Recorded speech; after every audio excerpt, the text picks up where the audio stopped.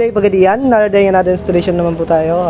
Meron tayo na-installan dito ngayon, isang auto style horn PIA AA po mga kabossing, no? Best seller po namin to na horn po mga kabossing, no?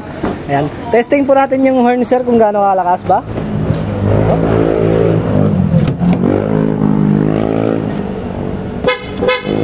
Ayan po mga kabossing, no? Napakalakas po ng ating mga horn dito mga kabossing, no? Legit horn po natin yan mga kabossing. Wala pa tayong PK dito mga kabossing, no? Original po yan mga kabossing. Ayan po. So location natin dito mga kabossing, no? Purok Banadao, Pagadian City sa Boga del Sur. Ayan po mga kabossing, no? Katabi po tayo ng RSP.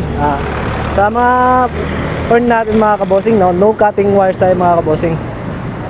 Avoid warranty po tayo dito mga kabossing, no? Ayan po mga kabossing.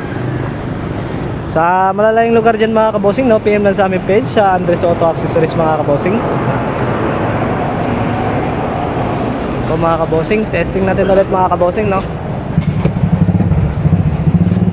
Ano kalakas ang ating horn. Best seller po natin yung horn mga kabossing, no? Auto style horn mga kabossing. Ayan, PIA AA po mga kabossing.